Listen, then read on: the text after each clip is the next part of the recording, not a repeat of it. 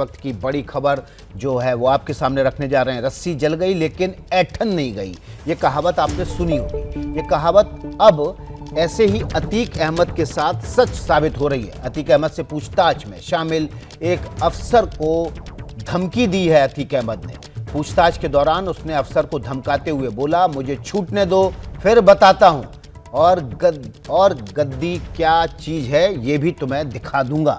Lockup में अतीक अहमद ने दिखाई धौंस। अतीक अहमद ने पूछताछ के दौरान पुलिस अफसर को धमकाया। जो पुलिस अफसर अतीक अहमद से धूमनगंज थाने में पूछताछ कर रहा था, उसी दौरान अतीक बोला, मुझे छूटने दो फिर बताता हूं कि गद्दी क्या चीज है। हमारे सहयोगी वरुण जैन इस खबर पर, जो कि धूमनगंज थाने पर लगातार सुबह से बने हुए हैं, अतीक अहमद से हो रही पूछताछ का एक एक अपडेट सबसे पहले दर्शकों तक पहुंचा रहे हैं। उनके पास सीधे चलते हैं। वरुण, ये बड़ी जानकारी, थाने के भीतर भी रस्सी जलने के बावजूद, बेटे की मौत के बावजूद, पूरा परिवार जेल में होने के बावजूद, आधा परिवार फरार होने के बावजूद इस रस्सी की ऐंठन नहीं जा रही है।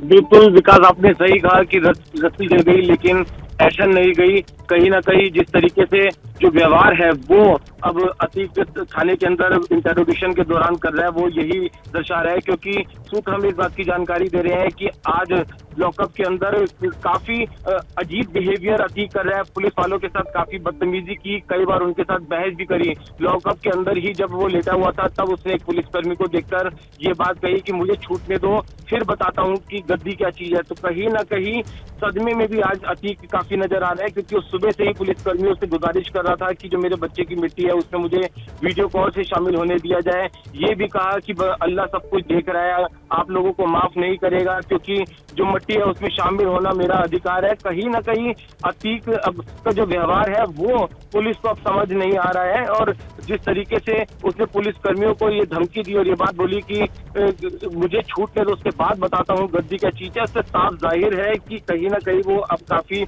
गफलत में है। लेकिन इस बात को भी देखना होगा, ये वही अतीक है जिसने खुद अपने बेटे असद को इस हत्याकांड के अंदर शामिल किया था।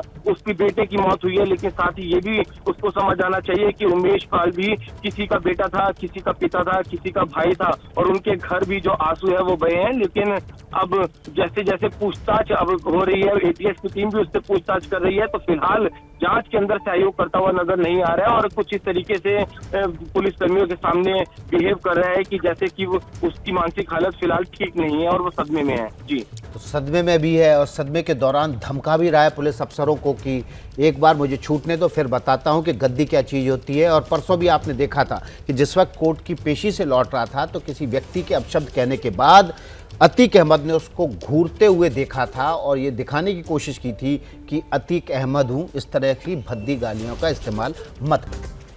अतीक के बेटे असद को जब कब्रिस्तान में दफनाया जा रहा था तो उस वक्त कुछ महिलाएं भी वहां दिखी हैं। 4 से 5 महिलाएं बुर्के में दिखी थी। पुलिस ने जब महिलाओं को रोकने की कोशिश की तो वो कब्रिस्तान के अंदर की मस्जिद में चली गई। अब पुलिस इन महिलाओं से पूछताछ कर रही है और ये बेहद ज़रूरी हो जाता है, क्योंकि ये माना जा रहा है कि शाइस्ता परवीन अपने बेटे असद के सुपुर्दे खाक के कार्यक्रम में शामिल हो सकती थी। ये 4-5 महिलाएं कौन थीं, उनसे पूछताछ की जा रही है। आशीष, कोर्ट में जब परसों पेशी हुई थी तब भी एक महिला बुर्के में वहाँ शामिल थी और वो बार बार ऊपर से झांक कर देख रही थी उस कार्यक्रम को, और ये वो जगह है जहां पर मस्जिद में महिलाएं भीतर चली गई थी। आशीष, ये देखिए बहुत ही पेचीदा उस स्पॉट पर ये सिचुएशन होते जा रहा है, क्योंकि ये कयास लगाए जा रहे थे कि शायद असद की मां वहां पर पहुंच सकती है और सरेंडर कर सकती है। महिला ने एक साउंड बाइट भी दी है, आपको सुनाते हैं। असद की मां है जी? असद की मां है क्या? नहीं, कौन है? असद की पुट्टी है ना, असद हाथ में जो एक इंसान है, औरत है, रोजा रखते हैं, भैया की मिट्टी देखने आए हैं। क्या कहिएगा आज इस तरह का अल्लाह की। तो आशीष, ये तस्वीरें हम जो दिखा रहे हैं, कसारी मसारी जो कब्रिस्तान था जहां असद को सुपुर्दे खाक किया गया, उसी कब्रिस्तान के भीतर ये मस्जिद थी। ये 4-5 महिलाएं जो बुर्का नशी थीं, इनको जब पुलिस ने टोका तो ये मस्जिद के भीतर चली गई। अब पुलिस इनसे पूछताछ कर रही है। हमारे सहयोगी अंकित गुप्ता आशीष वहां पर है। जी बिल्कुल विकास, और ये वो पेचीदा केस बनते जा रहा है क्योंकि सस्पेंस इस बात पे बना हुआ था कि किस तरह से अगर वहां पर असद की मां आती हैं तो फिर जाहिर सी बात है कि पुलिस उसका वेट कर रही है। और अंकित हमारे साथ में लाइव जुड़े हैं। अंकित, क्या कुछ डेवलपमेंट हो पाया है? क्या पुलिस आइडेंटिफाई कर पाई है ये कौन महिलाएं हैं?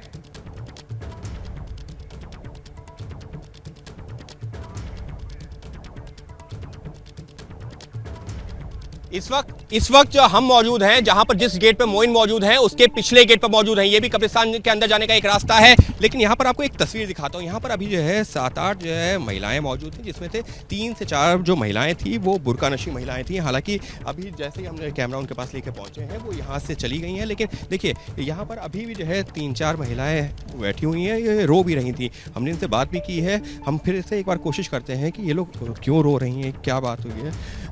आप लोग काफ़ी देर से यहाँ पर है, अभी भी जो है क्या हुआ? आप लोग किसका इंतजार कर रहे हैं? आप लोग को कोई तकलीफ? परेशानी नहीं हो रही क्योंकि यहाँ किसी को रुकने नहीं दे रहे हैं। हाँ तो हम कहाँ रुके रहे हैं, हम खड़े हैं और क्या।